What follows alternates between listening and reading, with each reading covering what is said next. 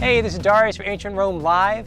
We're traveling along the Via Appia Antica, and in this episode, we'll be exploring the city of Capua, famous for Spartacus, famous for the amphitheater, and of course, the Via Appia passed right through it. So subscribe to our channel so that you can hit every single episode on this epic adventure. We're going all the way to Brindisi. The Via Appia still exists as the SS7. Cars still drive along it. They're driving right along the Via Appia, going through this monumental brick-face arch, celebrating your arrival into the great city of Capua. Now, Capua is a great city that's going to be overtaken by the Romans in the Samnite Wars. Capua is a city that's going to have gladiatorial schools, and one of the most famous protagonists in Roman history is a slave that's in the gladiator schools here. His name was Spartacus. He leads an incredible revolt, the slave revolt of the Republican period, and as a result, he and his fellow revolters ultimately will be crucified, and they line the Via Appia from Capua to Rome. Capua originated as an Etruscan town around 600 BC, and its name meant City of Marshes. It then became a Samnite city by 424 and a Roman ally in 343 during the Samnite Wars. But after the Second War, its lands were confiscated by Rome. In 312, its location on the Via Appia route made it even more important.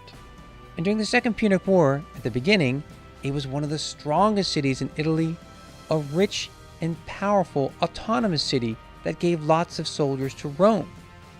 But later it defected to Hannibal.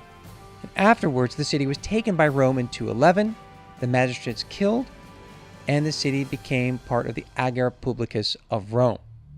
But it did continue to flourish, always with its grain, spelt, and the manufacture of bronze goods, and of course its gladiatorial games, one of the key areas where we think that the games developed in the first place was here, and it probably exerted a great influence on the gladiatorial games in Rome itself. But the revolt of Spartacus was a real shock to Rome. From 73 to 71, the war was waged in southern Italy. But throughout its history, Capua remained a city of proverbial luxury, one of the major cities of Italy. Julius Caesar in 59 BC created a Roman colony here, settling 20,000 Roman citizens, and more citizens were added by Mark Antony and then Augustus. Today, the remains of a small amphitheater, maybe the oldest in Italy, where Spartacus once fought, is visible next to the more impressive remains of the imperial amphitheater, which we can explore today. So we have here in this patch of grass a whole series of curved walls that would have formed an elliptical shape of an amphitheater. The first amphitheater here in Capua, the famous one where Spartacus was training and broke out from. Ultimately, that amphitheater is replaced, new and improved, by this Hadrianic monster, which is really an amazingly well-preserved site, particularly its Hippogeum, and was one of the largest amphitheaters in the Roman world. But again, in the shadow of Spartacus. It was built probably by Augustus and further enhanced and expanded by Hadrian, measuring 167 by 137 meters, one of the largest amphitheaters in the Roman world. It is a magnificent structure whose marble decorations and underground rooms for gladiators and animals are beautifully preserved. This incredible amphitheater, you can see the complexities of the Hippogeum below,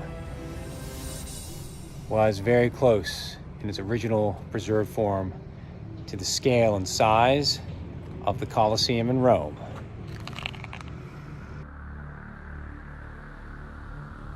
Capua was one of the greatest amphitheaters in the ancient Roman world, and the stellar feature today, it's not the preservation up on top, it's the preservation down below the subterranean levels, the Hippogeum. And you see here something that is extraordinary because it was so well preserved, being buried and forgotten for such a long time. But unlike the Colosseum, which is really mishmashed and reused and cut and transformed over centuries, This was built at one time, built really well, and you feel like literally it was constructed yesterday.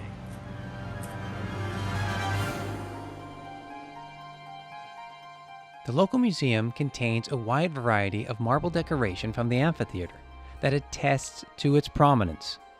The inscription dates the amphitheater to Hadrian, and the marble balustrades for the sections of Capua's prominent citizens are carved into various animals, and the dividing walls for seating were carved with dynamic mythological scenes: Caledonian boar hunt, the punishment of Marsyas, the labors of Hercules, and more.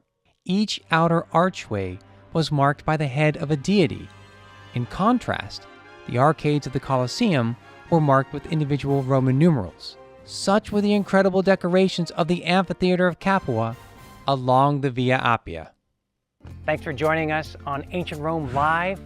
You can find a lot more content on our website, ancientromelive.org, and of course you can also donate so that we can make more fantastic content. We're so excited about ancient Rome and empire and all that has been left behind throughout the Mediterranean. Let us know in the comments what you'd like us to make next.